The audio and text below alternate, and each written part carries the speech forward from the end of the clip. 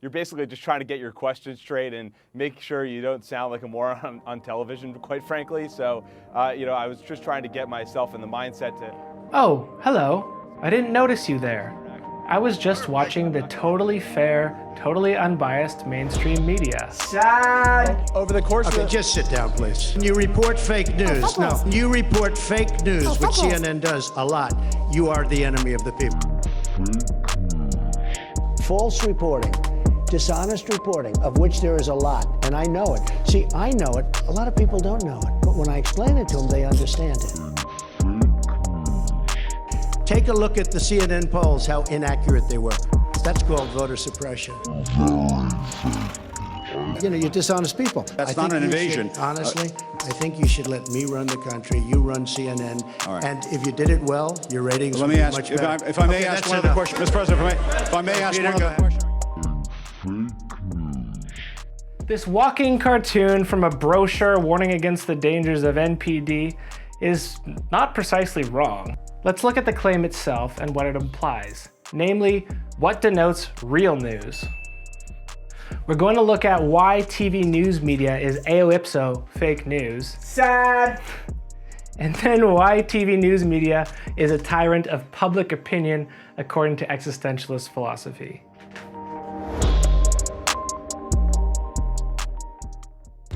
This is CNN. Thanks, Mufasa. Here is a rough timeline of a 1-hour CNN program. Depending on the number of stories, in total very few minutes are spent actually presenting the news in terms of events that have occurred. Yet if you fast forward through any of CNN's shows, the remaining 2/3 of the program are interviews with panels of pundits talking about the one or two things that happened. Most of a CNN news program isn't news, but a spectacle of opinion. Won't calm down because I will not be attacked by you about my blackness because I happen to be a Republican and I listen to our president. Harris, you've really gone off the rails here. I am going off the rails here because you have no grounds and no respect. The opinions are the news here. The news here is not a decision that Trump has made or a proposal or an order. No, this panel has been assembled to discuss whether or not Trump denounced white supremacy enough. And if not, the panel must decide the extent to which he is or is not a racist. We have a president of the United States right now who started his political career by attacking the first African-American president with a racist birtherist attack, which he continued for 5 years. That when you have a president that habitually communicates in the language of hyperbole, when you contrast that with the statement that he made over the weekend, it makes it very difficult for people who have been marginalized. Yeah, that's how President Trump came off to those who believe in white supremacy. That is a major problem. Obviously, this is not reporting in the journalistic sense. So while we expect news to be information, descriptions of events and their causes, this report is actually about a non-event, something that did not happen. And then there is a panel assembled for the moral evaluation of this non-event.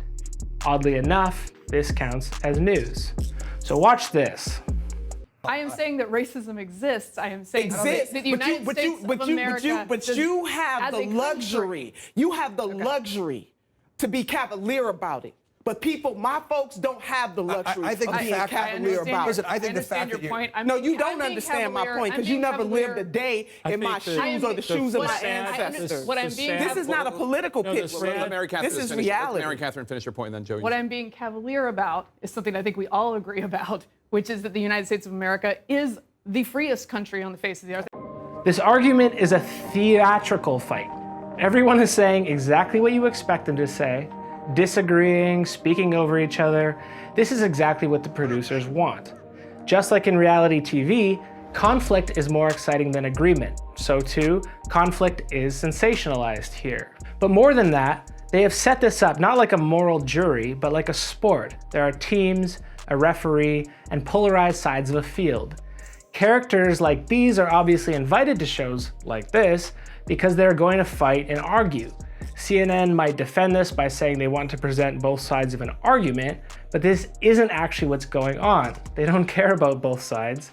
They care about creating conflict, and the conflict itself becomes the news. This setting is arbitrarily set up for its own sake, and it's not a stretch to call this fake news. News media, at least TV-based versions, are very partial to fights like these. They cover elections like sporting events. Look at how these primary debates were advertised. 5 Republicans. 1 stage. Head to head.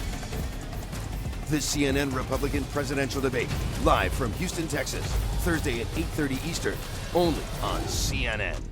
Just change the contestants to those of shirtless men, and this is indistinguishable from an advertisement for a UFC fight night. It's no surprise that TV news today has more in common with reality TV and sport than traditional journalism, complete with scoreboards and game clocks. Only on CNN. Consider for a second the fundamental absurdity of a 24/7 news channel. News is by definition norm deviant. News is news because it's surprising, unexpected, and different from what happens in a normal day. So, what happens, as we should expect when there's not enough information to fill a news day? The option CNN chooses is to invent surprise out of nothing by fabricating or exaggerating the unexpectedness of events. Good evening. If you thought this week couldn't get any more unusual than it was, say, on Wednesday or on Thursday, well, it has. And the president goes off on a tear. Breaking news now, a ruling just moments ago. And back to our breaking news. Breaking news now on President Trump fired off a dozen tweets today. All right, we have breaking news. President Trump threatening to refuse to do his job and vicious and personal. The drama is the appeal. News, however, pretends to be about information. Yet they appeal to the same base desires that feed reality TV. They focus on scandal, moral failings, transgression of expected social behaviors, crises, and so on. Incidentally, for these reasons, Trump is the best thing to have ever happened to CNN. Even as they chastise him, they are feeding off the gravitas of his image. What happens then when there is nothing to report on? Well, check this out. When you're going through a tough time, what do? Most of us lean on friends and family. And that is what the president is doing right now, embracing Fox, promoting the network even more than usual. A left-leaning website called Now This came out with a video that you have to see. What is wrong with this president? How dumb is he? The purpose of a journalist is to hold people in power accountable. Now, we're going to vet the president. We're going to talk about his vacation, his golfing. 2 golf outings for the president cost $2.9 million. That alone is amazing. Should a president, the leader of the free world, be on a social network tweeting? No. He's kind of a celebrity president. He's kind of like Ryan Seacrest. They can report on other news channels reporting. News on news? Fake news itself becomes fake news. Is this not absurd? It's an Ouroboros of fake news eating its own tail. What is a fake of a fake? A copy with no original. It's a hyperreal simulation. The world of news has more in common with entertainment, sports, and advertising than the ordinary world that it reports on. The news media has to work very hard to dress up the normal to make it interesting, and that's why it creates fake news. Scandal, crisis, shock, repeat. Paradoxically, TV news media is not meant to inform us, but to entertain. Like the time slots it competes for, CNN's shows need advertisers, which puts pressure on production staff to sensationalize and create information where there isn't any. In that sense, it's hardly different from the scripted, manufactured environments of reality TV.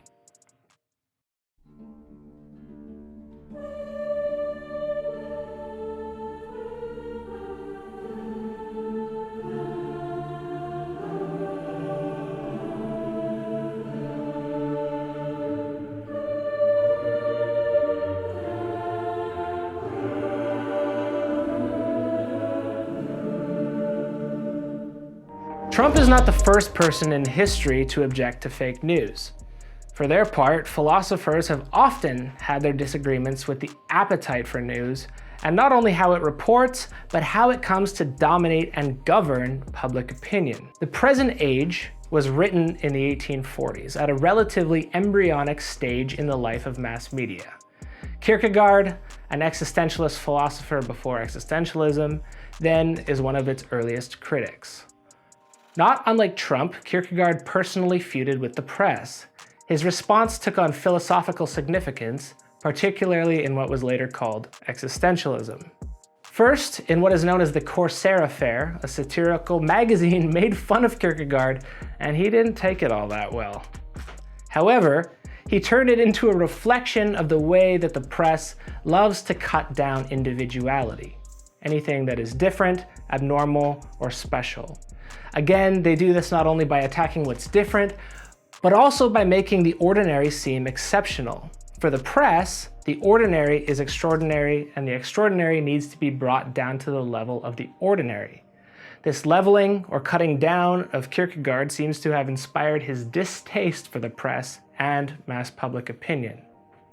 Fake news. See, just as advertising is the dictator of correct desire, telling you what you should want, and popular images like reward shows or music videos are the dictators of taste, here's what you should like, the news media dictates public opinion and comes to be quite moralizing about it. Although how these news channels determine if you are morally correct or incorrect seems to correspond more with which political party you pay lip service to, at least on American TV. Well, Kanye did use some coarse language that he shouldn't have used, but in other settings, liberals would have called that authentic. He was being his true self, speaking his own truth. The leveling of all events to entertainment makes it impossible for people to differentiate important events from unimportant events, just as it makes it impossible to distinguish individual personae from one another. There are no individuals, just masses with opinions. This is why Kierkegaard believes our age to be one of reflection at a distance, disinterestedness, idle gossip, and superficiality. It's a little jarring to think that these sentences were written more than 150 years before Twitter. He criticizes the masses as the public, writing that, in order that everything should be reduced to the same level, it is first of all necessary to procure a phantom, its spirit, a monstrous abstraction, an all-embracing something which is nothing, a mirage, and that phantom is the public. Like Nietzsche's herd, or Heidegger's Das Mann, the concept of an anonymous group that dictates everyone's proper behavior becomes a cornerstone antagonist of existentialism. News media literally creates a mass audience of idle, reflective people, all with the same opinions and desires, and discourages independent thought. In our age, opinions are news, and news channels debate over correct opinion as much as they do actually informing us about events. Not only what happens, but how we should feel about it, and how we have the right to stand in judgment over it. Don't tell me to shut up on the show. This is preposterous, and you know it. Guys, please, respect. Give me a minute. For Heidegger, another sort of existentialist who heavily draws from Kierkegaard, this mass audience created by fake news represents a stage in the end of independent thinking. The uniform accessibility of everything to everyone branches out and disregards all limits.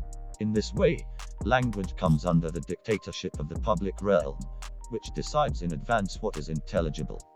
For example, the news media people do this by reinforcing political correctness, and then assembling panels who decide whether and how some remarks are allowable or not within the strictures of a herd mentality. We need to take the cameras away from Kanye and from a lot of this craziness that happens in the White House, because it is not normal, and we need to stop sitting here pretending that it's normal. This was an embarrassment.